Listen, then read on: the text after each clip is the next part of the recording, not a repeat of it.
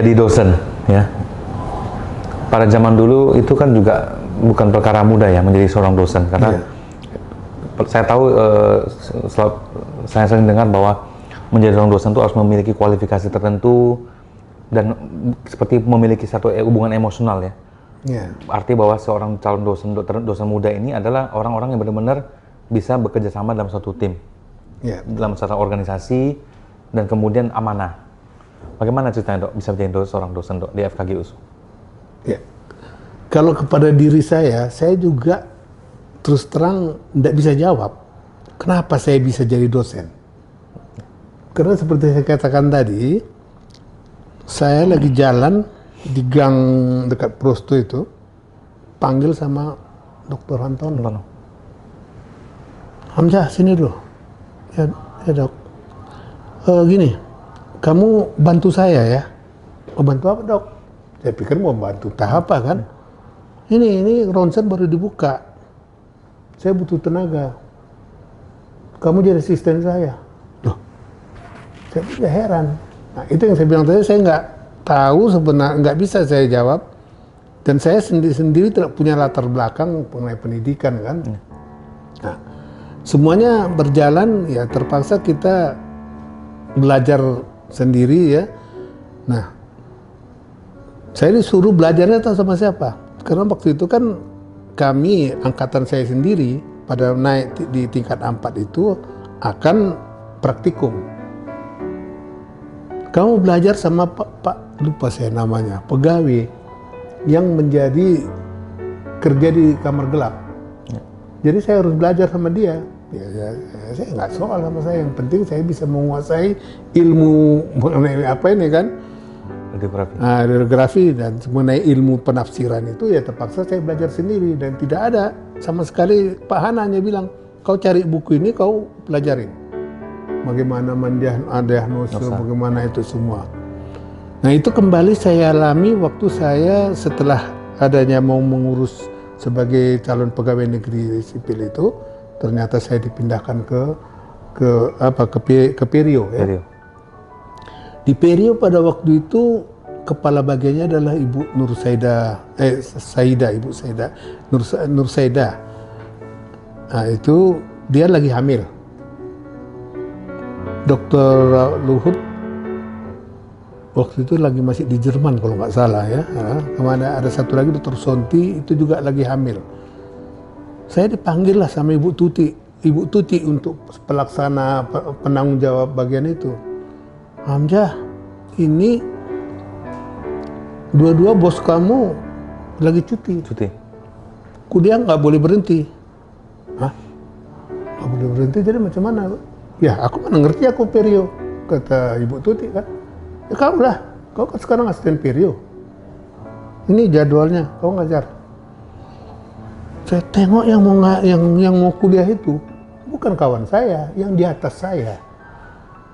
Termasuk ada Dr. Malim Ukur, kalau masih ingat kau, ada ada berapa orang lagi tuh yang senior.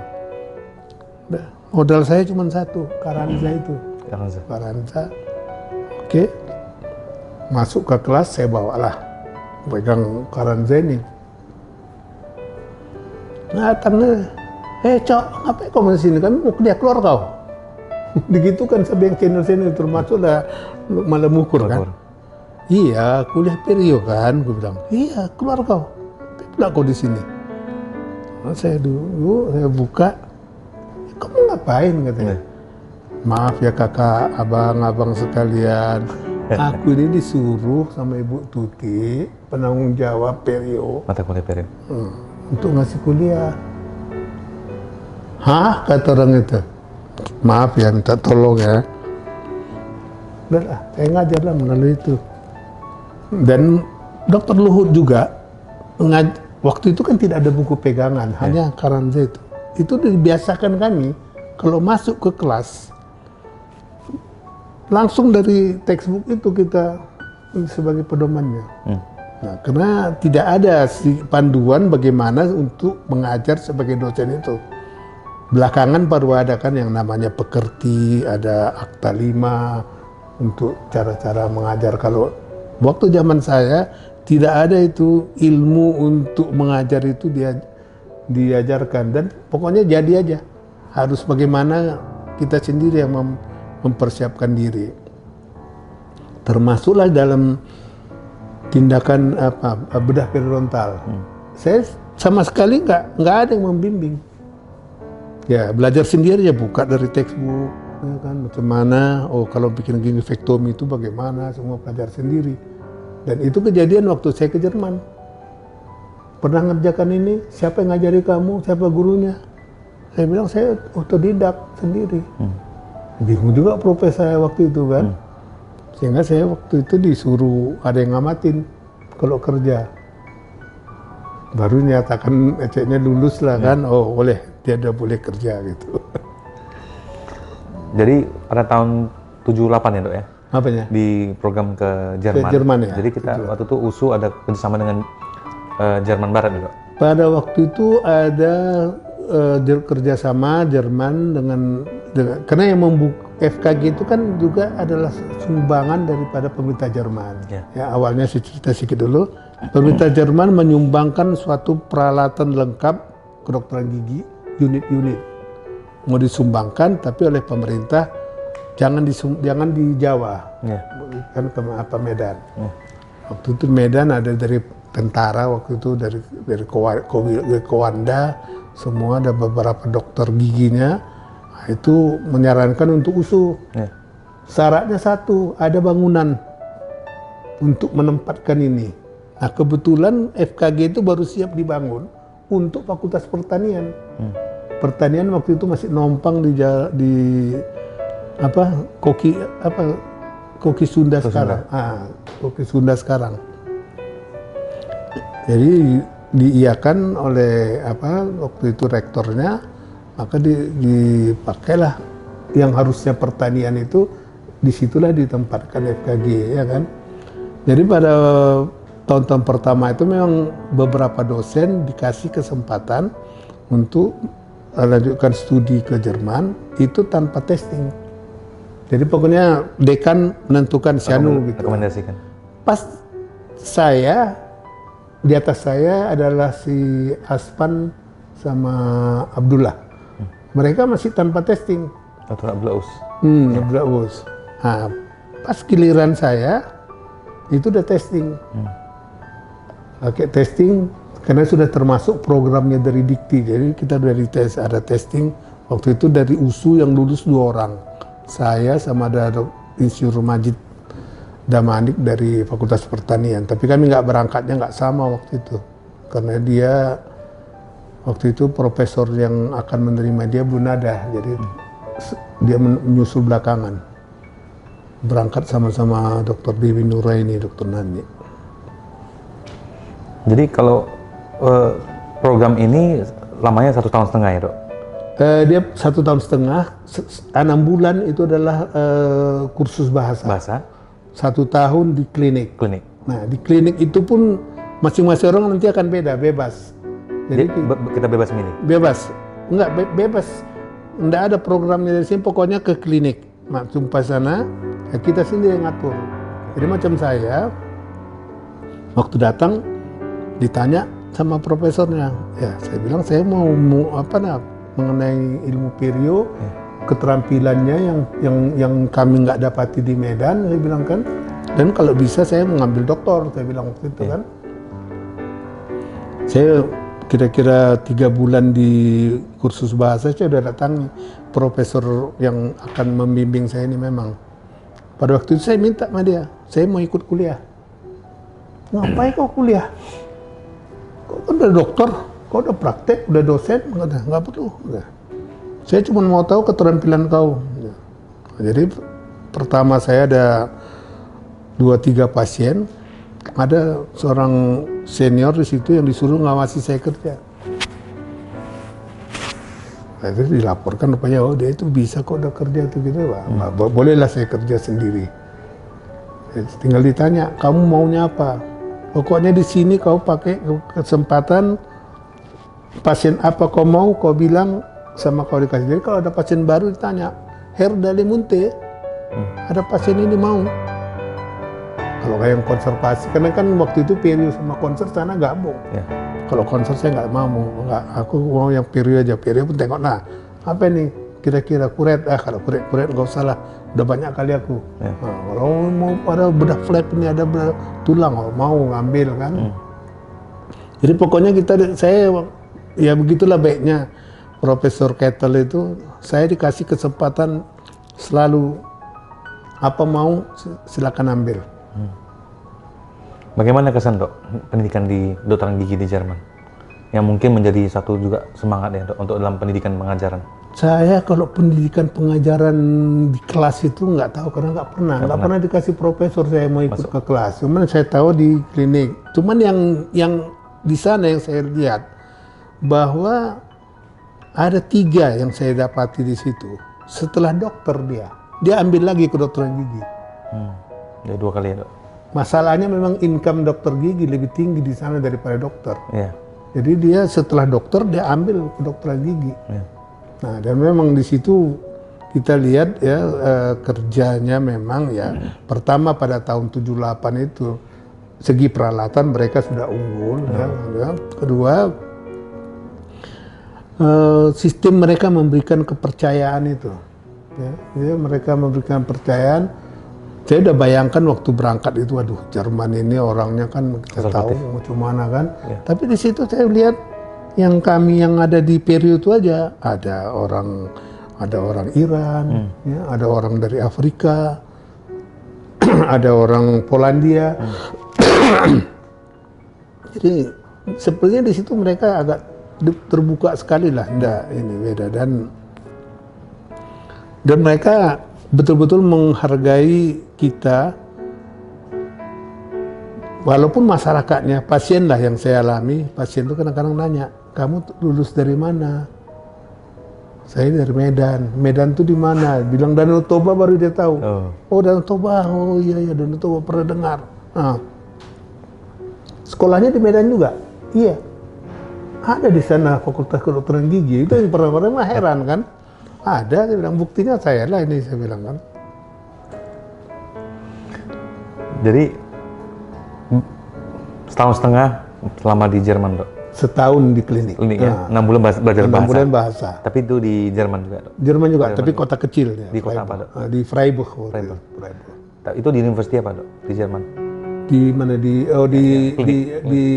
klinik itu universitasnya Johannes Gutenberg di Mainz itu, di kota Mainz kira-kira nggak berapa jauh dari Frankfurt. Oke. Selama pendidikan di sana, itu kan dokter kan balik ke USU, ada sebagai profesi, ada sebagai untuk di akademisi, sebagai tenaga pengajar. Itu berguna nggak Dok pendidikan di luar negeri di Jerman? Yang kalau saya memang sangat berguna apa yang saya alamin ya. Pertama dari segi keterampilan. Ya. Kedua, saya di sana menempatkan diri saya memang sebagai orang belajar. Ya. Jadi saya buat seperti koas di Perio. Kalau ada pasien sudah saya dapat, walaupun saya diistimewa akan dapat pasien, saya bikin rencana perawatan. Saya tulis rencana perawatan, diagnosa apa semua lengkap, dan saya minta waktu sama profesor untuk diskusi. Kalau dia nggak sempat, dia tunjuk senior siapa yang untuk ini. Dan setelah itu saya minta tanda tangan. Ketawa ini profesor, untuk apa kok macam anak sekolah aja? Saya kan sekolah di sini, gue bilang. Untuk apa kau itu? Ya, pokoknya bikinlah Prof. Paling tidak tanda kenang-kenangan sama saya, ya. Marah sama dia. Ada. Udah siap pun saya jumpai lagi, Prof. Pasien saya udah siap. Ini hasil apanya pemeriksaan saya terakhir. Apa Prof mau lihat? Udahlah, udah. Kadang-kadang tengoknya juga kan. Oke. Nah begitulah semuanya saya kumpulkan. Jadi pada waktu menjelang saya pulang, sebetulnya kan saya udah mau mengajukan untuk ngambil doktor ya, dokter Arbeit di sana. Udah disetujui sama profesor, udah disiapkan semua. Timbul masalah. Pada waktu saya jumpa dia pertama, sewaktu saya masih kursus bahasa, dia bilang saya akan janjikan apa? Saya bilang saya kalau datang nanti ngambil doktor, saya istri saya sama anak saya bisa datang. Oh beres, nanti kita bantu. gitu. Jadi saya pikir kan ada bantuan. Jadi saya waktu udah dekat-dekat apa ini saya lapor lah, macam mana ada Prof. Ya udah, pokoknya kau ngambil apanya mula, ambil doktermu. Nah, yang Prof bilang dulu bantuan itu bagaimana maksudnya? Oh, gampang. Kamu jadi asisten saya. Kamu digaji. Maksudnya macam mana, Dok? Apa Prof? Apa bukan beasiswa? Bukan. Pokoknya kamu digaji sama orang-orang Jerman ini. Berapa gaji mereka 1 bulan, kau segitu. Ya macam mana saya gaji, saya pikirkan, saya telepon lah ke departemen kan, nanya. Kok nggak bisa, katanya. Kalau gitu kamu mesti berhenti dulu. Jadi apa tuh, atau cuti di luar tanggungan negara. Karena kalau dengan beasiswa yang dapat itu, nggak mungkin bawa anak. Karena di sana nggak bisa kita tinggal, harus ada kamar khusus untuk anak. Ya, sewanya mahal. Nah, jadi kalau mau pulang, apa yang ku kasih sama kau? Kau beli apa? Aku beli 1 set alat apa, katanya kan. Saya bilang alat bedah periodontal. Ada 1 kotak isi semua. Udah.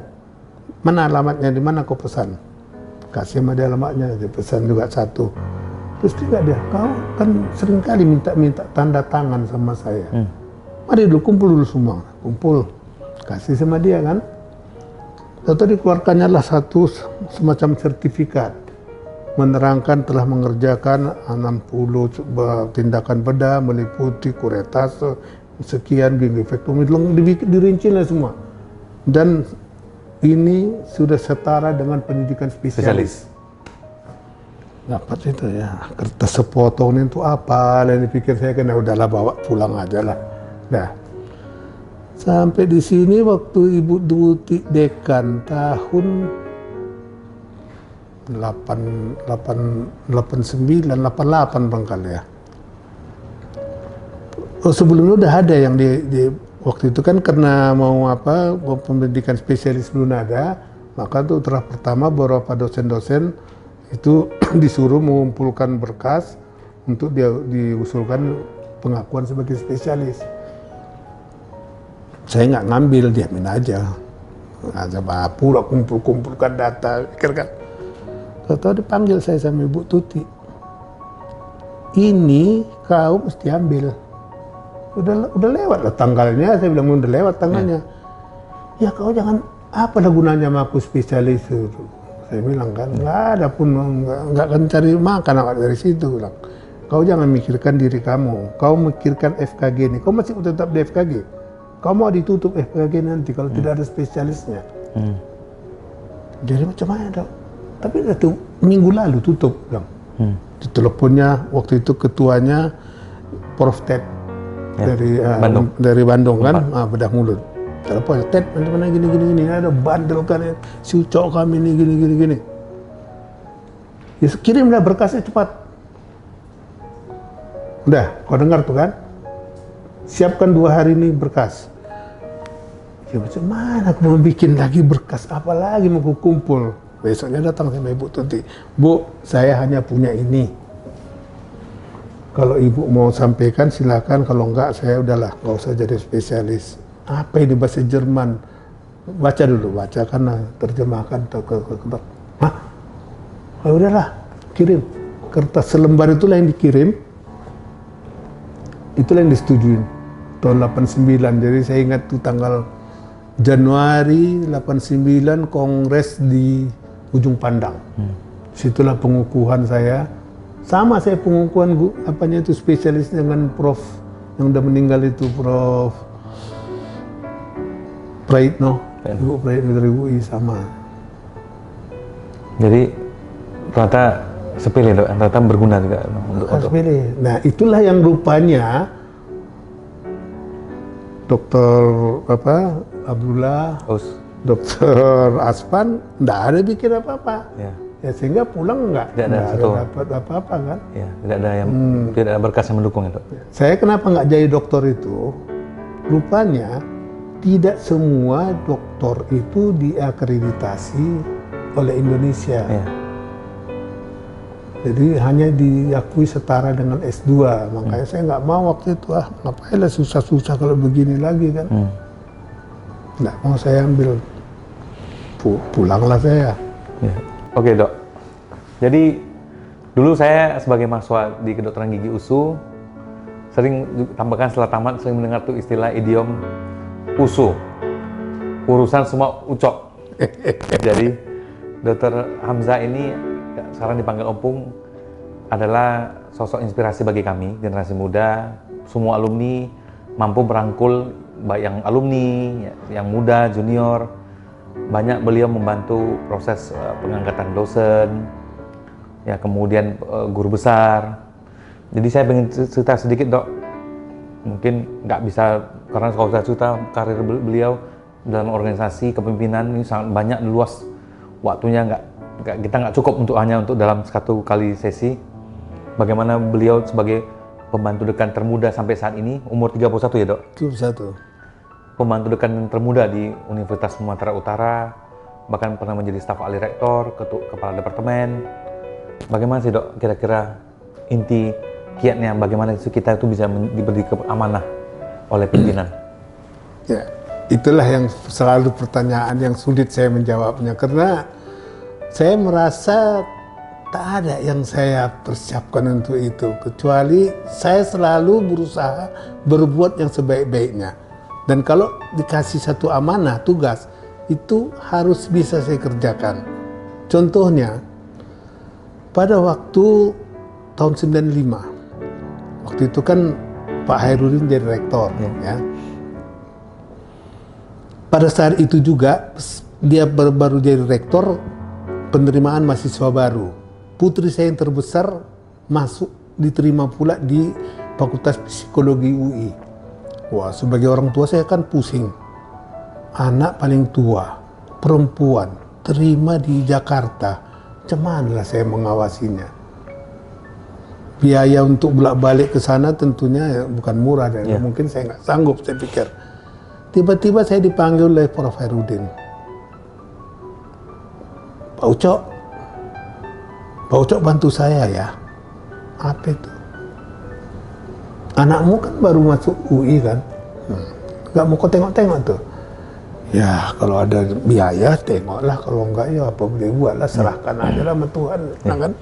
Nah gini, aku butuh macam mana ini memperbaiki sistem kepegawaian kita ini, hubungan ke UI, ke departemen. Jadi aku angkat aja Pak Ucok jadi staf ahli. Urusannya adalah mengurus administrasi supaya beres ke departemen. Ya macam mana caranya itu? Ya belajarlah katanya. Untuk tahap pertama Pak Ucok pergi sama PR2. Sama PR2 diperkenalkannya di sana. Pergilah sama Dr. Luhur waktu itu, Prof. Luhur Suroso. Perkenalkanlah bahwa saya tangan kanannya lah istilahnya. Saya pelajarilah seluk-beluknya, pergi ke sana bagaimana, saya bikinlah hubungan dengan semua pegawai. Adalah seorang dokter gigi ya? Dok. Uruslah semua, jadi lihatlah bagaimana kenaikan pangkat itu semua terhambat. Yang ada yang tersimpan di lemari itu entah tercampak-campak, itulah diapai semua. Ya jadi sehingga waktu itu 1 bulan sekali minimal saya harus ke Jakarta. Kadang-kadang bisa 2 kali, 3 kali sebulan. Bahkan ada yang kadang-kadang berangkat pagi pulang malam. Ya kan? Dan itulah. Rupanya karena diangkat sebagai itu, ya bisa lah saya awasi anak saya kan. Saban bulan saya bisa lihat ke sana. Walaupun dia sendiri. Dan itulah sebetulnya berkah juga yang kita dapati. Saya juga nggak tahu latar belakang apa kok Prof. Hairudin itu memilih saya. Kenapa kok tiba-tiba saya dipilihnya itu, dan bisa, dan memang dengan cara itulah ya saya banyak membantu, ya walaupun itu saya mengerjakan tugas, tapi paling tidak banyaklah teman-teman yang staf pengajar di USU itu yang terbantu kan, kenaikan pangkatnya jadi lancar, termasuk yang menjadi guru besar. Ya, karena guru besar itu setelah saya pelajari kiat-kiatnya, di sana kan dirapatkan itu tim penilai. Nah tim penilai ini ada yang petentengan, ada yang mentiko, ada yang baik. Ada yang baik kan. Jadi itu saya pelajari. Jadi kalau ada dari USU nanti yang Mengajukan. berkasnya, itu saya paparkan sama pegawai supaya disorongkan kepada orang yang baik-baik inilah. Nah, yang baik itu dia mau, kalau kurang-kurang sedikit dia cepat kasih tahu, tolong lengkapi nih, tolong lengkapi. Jadi sehingga waktu itu lancarlah pengangkatan guru besar untuk USU. Betul. Bagaimana Dok kesan dengan waktu itu zaman kepemimpinan Prof. CPL ya, almarhum?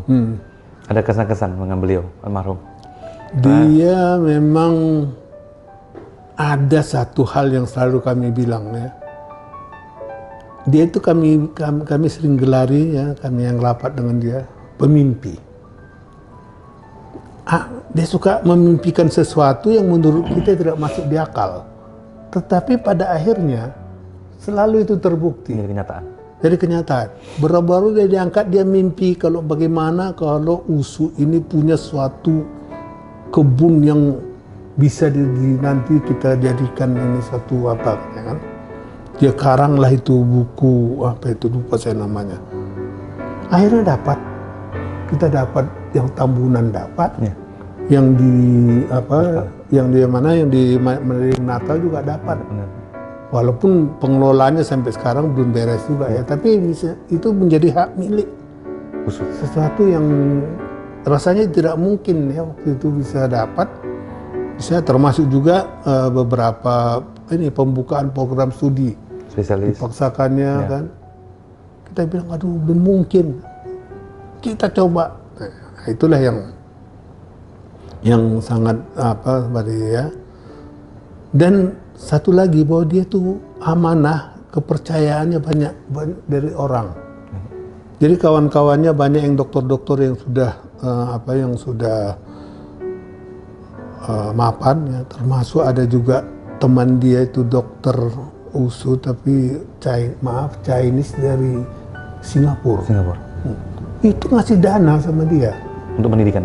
Untuk pendidikan. Jadi itu ada itu dana di USU itu yang mengelola Pak Liandali Munte itu. Wah itu dana, jadi ada kas tersendiri yang bukan kas USU yang bisa dipakai untuk mengembangkan pendidikan. Termasuk untuk mengurus staf pengajarin, nah macam saya lah, saban bulan saya berangkat, itu minimal saya bawa uang 5 juta.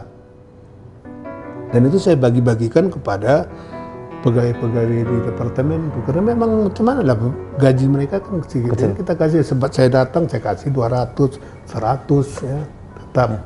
Dan itu saya sempat diperiksa oleh KPK. Jadi tanya, Anda berapa itu? Saya lihat pengeluaran banyak kali. Saya bilang, saya mau memakai uang itu karena saya tahu uang itu bukan uang USU, bukan dari SPP. Ya, tapi itu kan disumbangkan orang, betul. Tapi itu disumbangkan bukan untuk USU, itu disumbangkan untuk Khairuddin P. Lubis. Saya tahu itu. Sampai saya marah kan. Jadi waktu itu orang KPK itu saya masih saya panggil Bapak. Belakangan saya marah, saya panggil kau.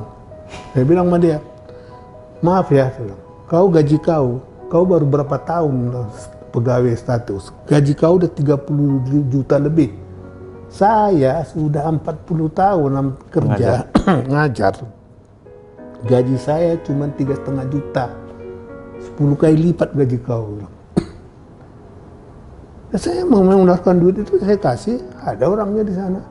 Ya, tolong daftar namanya katanya. Wah, nggak akan kerjaan aku tuh ngasih sama kau cari sendiri sana siapa yang kasih.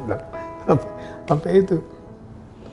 Jadi kisah dengan almarhum Prof. CPL artinya bekerja sama dalam memajukan USU ini sangat harmonis ya, Dok. Saling bersinergi ya. Iya, bersinergi. Banyak hal-hal yang tak bisa diduga orang bisa kesampaian pada masa. Iya, banyak yang mimpi. Jadi kami sering bilang dia itu pemimpi. Kalau udah malam kumpul itu pemimpi, datang lagi mimpinya, datang lagi ini apa yang mau disiapkannya kan.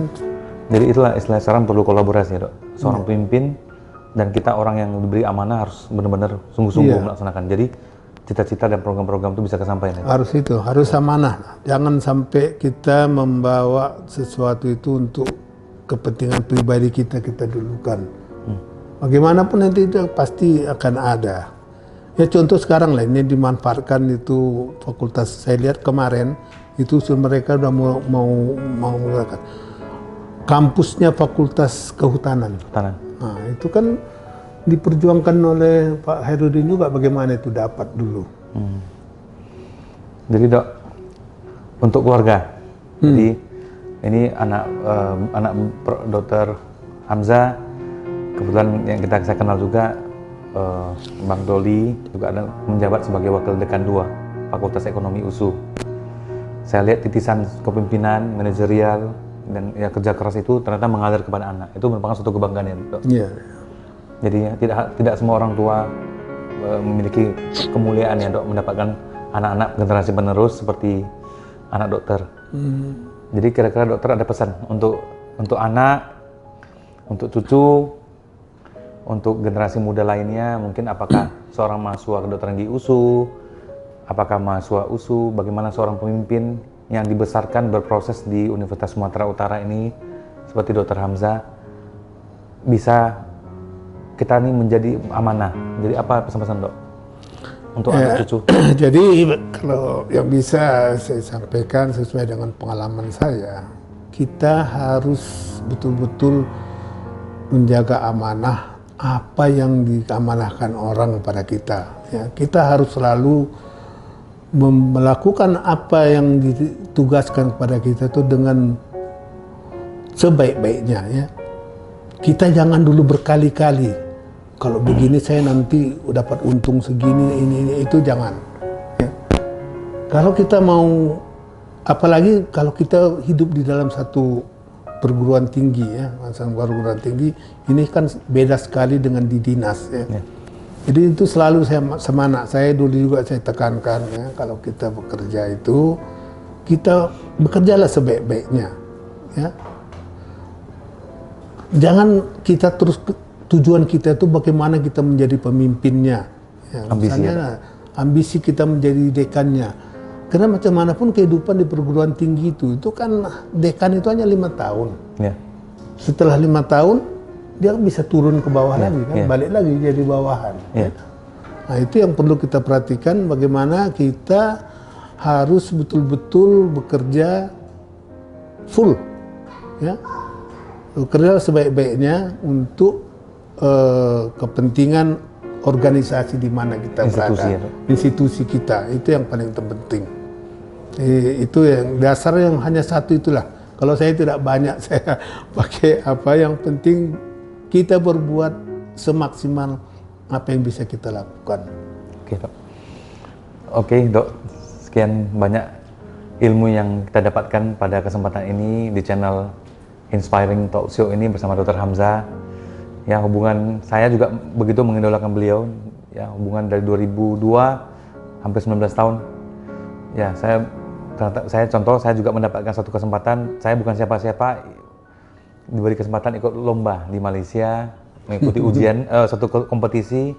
Kami mengerjakan proyek ini dan semua teman-teman pada waktu itu menyatakan, wah ngapain? Ini kan bukan bagian dari kewajiban koas. Iya. Tetapi ternyata karena kita ada rasa kecintaan terhadap universitas tempat kita menimba ilmu, kita mau memberikan suatu pengabdian, suatu pengorbanan kepada tempat kita mendapatkan suatu ilmu. Jadi sungguh mudah-mudahan pembicaraan ini menjadi satu berkah untuk generasi muda. Pesan-pesan beliau menjadi inspirasi bagi kita semua.